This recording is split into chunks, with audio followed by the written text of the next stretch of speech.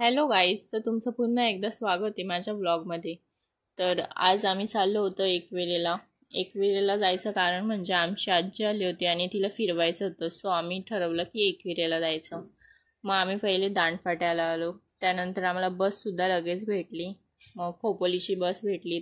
आम्ही खोपोलीला उतरलो. मग लोणावळ्याला जायचं होतं, तर त्यासाठी वाट बघत होतो, पण बस काय आलीच नाही. तोपर्यंत इकडं आम्ही खेकडी वगैरे बघितले. मग तरी पण बस नव्हती आली. वाट बघितली. मग आम्ही ठरवलं का खोपोलीच्या मार्केटमध्ये जायचं. मग गेलो आम्ही चालत चालत भाज्या वगैरे बघत. असं पण येताना जायचंच होतं. मग बस नव्हती आली. मग गेलो आम्ही. आम्ही खूप सकाळी आलेलो म्हणून एवढं काही अजून लावलेले नव्हते दुकानं. इकडं बाहेर सर्व फळांचे दुकानं आहेत आणि इकडे आतमध्ये आल्यावर भाज्यांचे दुकान आहेत. मस्त फ्रेश फ्रेश भाज्या होत्या. पण मग एवढं परत जायचं घेऊन परत यायचं, त्यामुळे आम्ही घेतल्या नाही. हो, काय नाही, थोडं बघितलं कसं आहे मार्केट वगैरे, आईला पण दाखवलं आणि मग लगेचच बाहेर निघालो आम्ही. पाऊस पण होता, नुसती चिक चिक चिक चिक चिखलात अजिबात आवडत नव्हतं. मग गेलो बाहेर.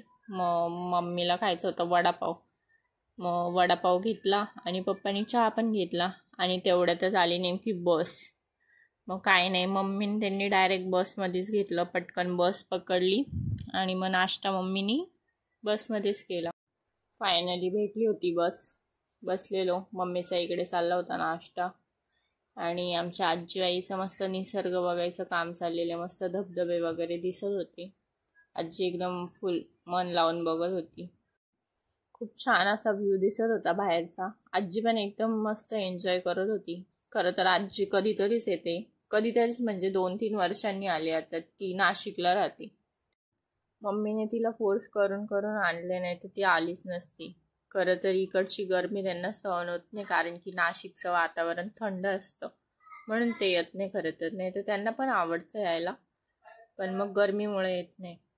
असंच करता करता आता लोणावळा पण आलेला आहे. मग आम्ही गेलो डायरेक्ट रिक्षाकडे. मग आम्ही डायरेक्ट रिक्षा करून कारल्याच्या पायथ्याशी गेलो खालच्या देवीला. हा व्लॉग असाच कंटिन्यू राहील. भेटूया नेक्स्ट पार्टमध्ये. Keep watching guys.